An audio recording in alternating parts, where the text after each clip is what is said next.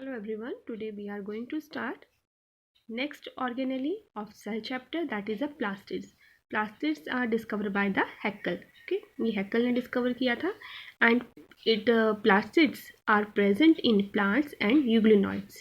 Okay, जो plants होते हैं हमारे और euglenoids होते हैं, ठीक है, जो आपने फर्स्ट चैप्टर में बायोलॉजिकल क्लासिफिकेशन के अंदर डिस्कस किए थे हमने यूग्लिनॉइड्स, उनमें भी क्लोरोप्लास्ट जो होते हैं, जो प्लास्टिड्स हैं, वो प्रेजेंट होते हैं. अब ये जो प्लास्टिड्स होते हैं बेटा, ये मीजोफाइल सेल जो होते हैं लीव्स में, ठीक है, मीजोफाइल सेल्स होते हैं लीव्स में, उनमें प्रेजेंट होते हैं. And the plastids are the storage bodies. ये स्टोरेज बॉडीज़ हैं. डबल मेम्ब्रेनस स्ट्रक्चर है प्लास्टिड्स. ओके, अब प्लास्टिड जो है बेटे, these are easily observed under the microscope. ठीक है, एज दे आर लार्ज. ये लार्ज होते हैं तो ये इजीली आप लोग इसको माइक्रोस्कोप के अंदर ऑब्जर्व कर सकते हो. ठीक है, इसमें बहुत सारी पिगमेंट्स प्रेजेंट होती हैं.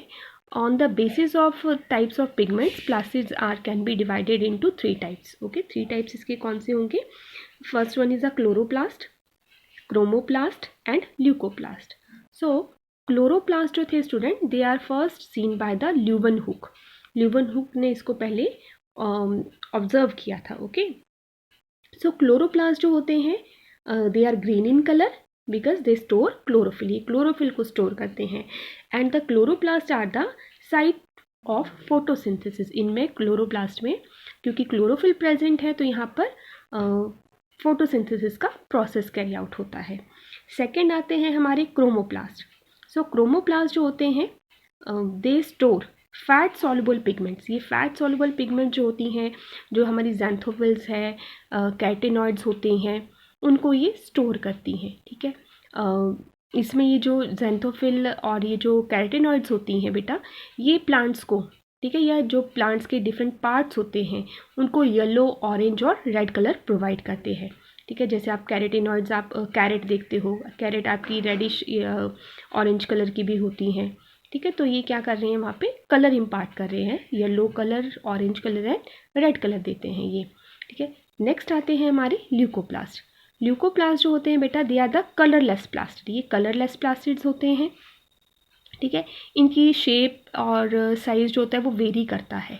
बिकॉज ये क्या करते हैं, इनकी जो शेप एंड साइज़ है वो वेरी करेगा बिकॉज ये 3 टाइप के होते हैं. ठीक है, क्योंकि डिफरेंट मटेरियल को स्टोर करते हैं. अब डिफरेंट मटेरियल स्टोर क्या क्या करेंगे, उसके बेसिस पे ये फर्दर 3 टाइप्स के हैं.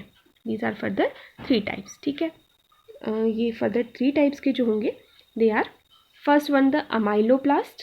अमाइलोप्लास्ट जो होंगे students, amyloplast store the starch, carbohydrates. ठीक है, जनरली ये कार्बोहाइड्रेट स्टोर करेंगे.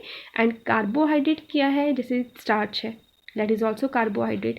तो जो पोटैटो के ट्यूबर्स होते हैं, पोटैटो ट्यूबर्स में, ठीक है, प्रेजेंट होगा जो भी plastid, that is a amyloplast. क्योंकि पोटैटो ट्यूबर भी स्टार्च को स्टोर करते हैं. राइस ग्रेन है, व्हीट ग्रेन है, वो भी, उनमें जो प्लास्टिड्स प्रेजेंट होंगे, दे आर अमाइलोप्लास्ट. सेकेंड आते हैं हमारे यूलेरिनोप्लास्ट. यूलेरिनोप्लास्ट जो होते हैं बेटा, दे स्टोर द प्रोटीन्स. ठीक है, एंड ये जो प्रोटीन है ये मेज़ ग्रेन में मिलती है. मेज़ के ग्रेन में ये प्रोटीन, एलिरिनो प्रोटीन वहाँ पे मिलती है. तो वहाँ पर ये जो मेज़ ग्रेन है उनमें प्लास्टिड्स प्रेजेंट होंगे. थर्ड आते हैं हमारे एलियोप्लास्ट. एलियोप्लास्ट जो होते हैं उनको लिपिडोप्लास्ट भी बोलते हैं, लिपिडोप्लास्ट. ठीक है, दे स्टोर द लिपिड्स. ये लिपिड को स्टोर करते हैं. ठीक है, और जो भी ऑयल एंड फैट्स होते हैं, ठीक है, वो स्टोर हो रहे हैं यहाँ पर. और इसका एग्जांपल आता है कैस्टर सीड्स वगैरह में ये एलिनोप्लास्ट होते हैं. अब एक इम्पॉर्टेंट बात कि ये जो क्रोमोप्लास्ट एंड ल्यूकोप्लास्ट होते हैं, they are interchangeable.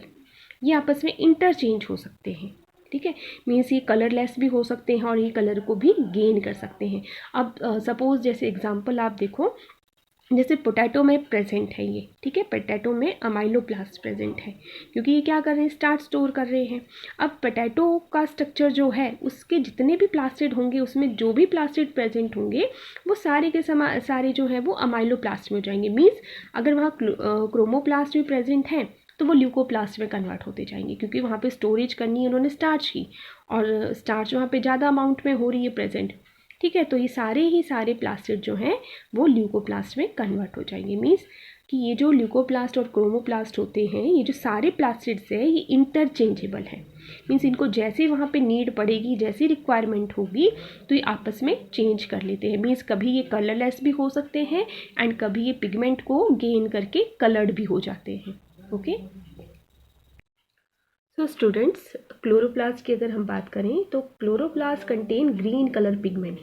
Okay, and मैंने आपको बताया कि जो क्लोरोप्लास्ट था that is discover by the Anton van Leeuwenhoek ने, एंड जो टर्म थी chloroplast that is given by the Schimper, वो स्किम्फर ने दी थी, ठीक है।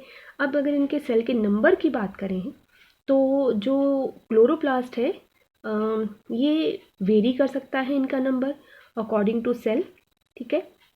क्लेमाइडोमोनास की अगर हम बात करें, जो एल्गे है क्लेमाइडोमोनास ग्रीन कलर का यूनिसेलुलर है ये, तो इसमें ये 1 नंबर में प्रेजेंट होगा, पर सेल ये सिंगल होगा प्रेजेंट, ठीक है।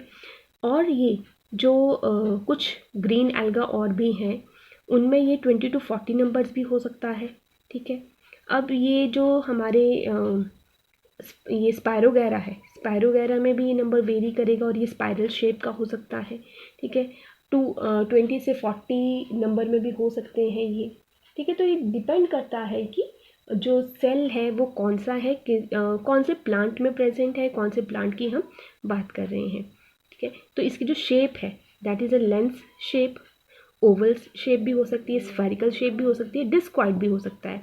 एंड अभी आपको मैंने बताया कि जो स्पायरोगैरा होता है उनमें ये रिबन लाइक शेप का होता है, ठीक है। तो इसकी लेंथ भी वेरी कर सकती है, that is 5 to 10 micron metre, and width जो है इसकी वो 2 to 4 माइक्रोन मीटर होगी। तो इनकी शेप एंड साइज जो है वो वेरी करेगा। ओके, सो अगर इसके स्ट्रक्चर की हम बात करें, हेयर स्ट्रक्चर इज गिवन, ठीक है। तो माइटोकॉन्ड्रिया की तरह जो हमारा क्लोरोप्लास्ट है that is also double membrane bound organelle है ये, ठीक है। इसमें भी 2 मेम्ब्रेन्स होती हैं, this is the outer membrane and this is the inner membrane, ठीक है। ये आउटर मेम्ब्रेन है ये बाहर वाली, एंड ये इनर मेम्ब्रेन है अंदर वाली। ओके, सो यहाँ पर ये जो इनर मेम्ब्रेन है that is a less permeable, ठीक है। Inner membrane is less permeable as compare to outer membrane, ठीक है। और जो स्पेस है, space limited by the inner membrane of the chloroplast is called as a stroma, ठीक है। तो ये हम डिटेल डायग्राम में डिस्कस करते हैं। हियर इज द डायग्राम, ठीक है बेटा। तो ये है हमारी आउटर मेम्ब्रेन, ठीक है, ये outer membrane and this is the inner membrane. और जो इनर मेम्ब्रेन के बीच का जो स्पेस है दिस इज द स्पेस, ये जो बीच में आपको खाली जगह दिखाई दे रही है, ठीक है, this is called as the stroma, ठीक है। इनर मेम्ब्रेन का जो ये अंदर वाला स्पेस है that is called the stroma, ये वाली खाली जगह जो है, ठीक है।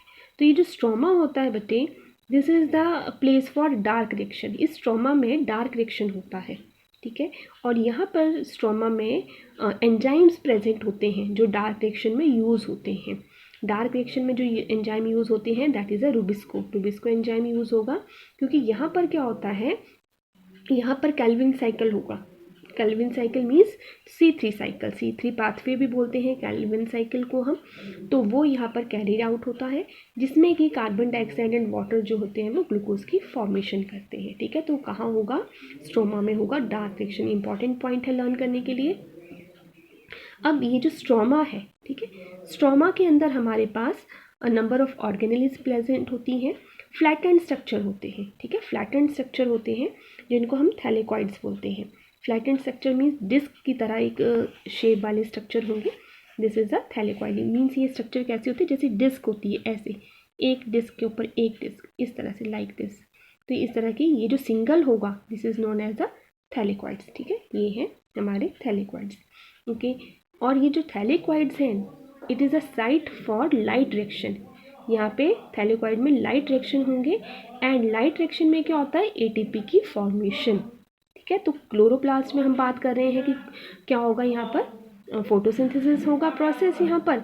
ओके, तो फोटोसिंथेसिस का जो प्रोसेस यहाँ होगा तो उसके लिए लाइट रिएक्शन भी होंगे एंड डार्क रिएक्शन भी होगी, मीन्स ATP की फॉर्मेशन भी होगी, एंड ATP की फॉर्मेशन के बाद वहाँ पर ग्लूकोज की फॉर्मेशन होगी। ओके, सो हमारे जो स्ट्रोमा थे वहाँ पे डार्क रिएक्शन हुए एंड थैलेकॉइड्स में लाइट रिएक्शन। अब बेटे ये जो मैंने आपको बताया कि जो थैलेकॉइड्स हैं डिस्क लाइक शेप वाले स्ट्रक्चर, इनको कम्प्लीटली कंबाइनली हम बोल देते हैं ग्रैनम। ठीक है, तो ये कंप्लीट ये जो स्ट्रक्चर बना थैलेकॉइड्स का, ये एक डिस्क जैसी जो बन गई है, एक ढेर बन गया है इनका ऊपर से लेकर नीचे तक, तो इनको हम ग्रैनम बोल देते हैं। अब ये जो ग्रैनम होते हैं दे आर ऑल्सो इंटरकनेक्टेड। ठीक है, ये आपस में ज्वाइंड होंगे। ठीक है, अब ये जो ज्वाइनिंग है इनकी, जिस चीज़ से ज्वाइन होते हैं उसको हम बोलते हैं स्ट्रोमा लैमेला। मीन्स ये आपस में सारे के सारे इस तरह से ऐसे ऐसे ज्वाइंट होंगे आपस में, जैसे ये ज्वाइंट है। ठीक है, तो इसको हम बोलते हैं स्ट्रोमा लैमेले। ठीक है, स्ट्रोमा लैमेले है ये। अब ये जो हमारा स्ट्रोमा है, इनसाइड का जो ये प्लेस है प्रेजेंट, इसमें राइबोसोम्स प्रेजेंट होंगे। Ribosomes are the 70S। ठीक है, यहाँ पर भी 70S राइबोसोम होंगे। इनके अंदर डीएनए, सर्कुलर डीएनए प्रेजेंट होगा।